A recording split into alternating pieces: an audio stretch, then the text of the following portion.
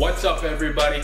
It's your boy Tanner Wyman of Barbarian Body, and today I'm going to teach you how to perform the granddaddy of all upper body exercises, the bench press. Check it out.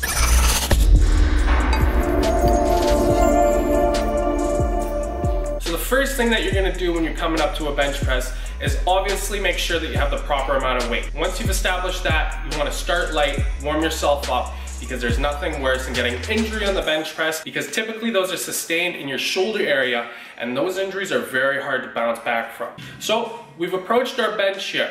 We've got our rack set up with the bar just below lockout, meaning that you've got the bar positioned to a point that's almost at that lockout point. All you need to do is slightly just raise your arms up so that you can get the bar up off the rack and begin your bench press. With the bar positioned as such, you're gonna take a seat on the bench, and the first thing I need you to focus on is your foot placement. Now, I want your feet to be positioned about shoulder width apart, and I want those feet to be planted firmly in the ground. I want you to be driving through those heels to help you actually lift this weight up.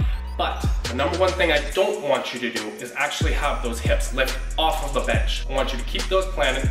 And then from here, what we're gonna do is we're actually gonna begin retracting our shoulder blades together and squeezing them so that we're able to develop a nice powerful base to push that weight up from. After you've got those shoulder blades rolled back nice and tightly, you're gonna position them on the bench and you're gonna lift your lower back and arch it ever so slightly off the bench to about the height where you can slide your hand underneath of it. So now that you're in the most powerful bench press position, you're now ready to actually lift the weight. I want you to grab the bar a little bit outside of shoulder width grip. Typically, you're gonna find 2 rings on the bar, and these are at about everyone's shoulder width. What I typically like to do is place my ring finger, your second finger from the pinky, onto those 2 rings, and then wrap my fingers around and place my thumb on the other side. The reason that your thumb positioning is so important is so that you can secure the bar and not have it actually slide off and collapse your chest when it comes down crashing on you. Now, what we're gonna do here with our nice shoulder width apart grip, or a little bit outside of the shoulder width grip, we're gonna lift the bar off of the rack,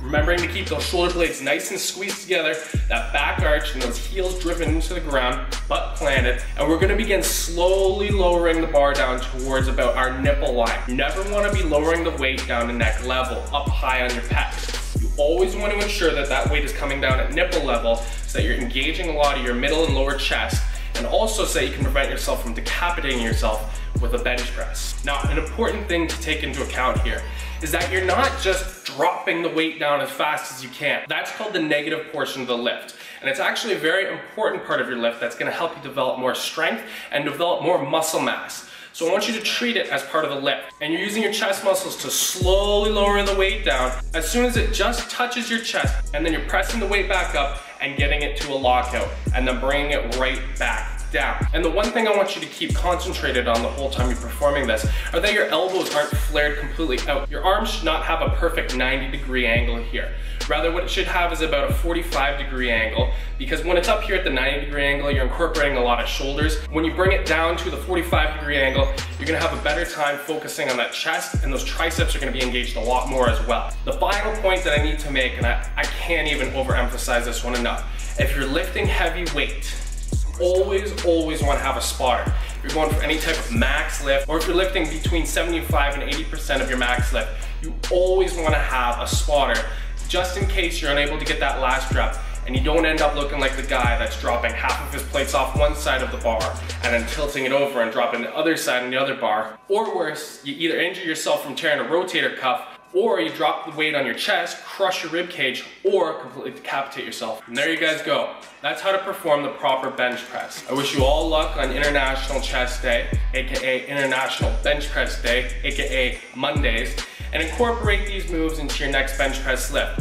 This will allow you to lift a lot more weight, allow you to target your shoulders a little bit better, and also, and most importantly, prevent you from looking like an idiot or getting injured in the gym. If you like this video, be sure to give it a like down below, and also be sure to subscribe for workout videos and workout tips that I promise you, you're gonna love. Anyways guys, thanks for watching. I'll see you in the next video.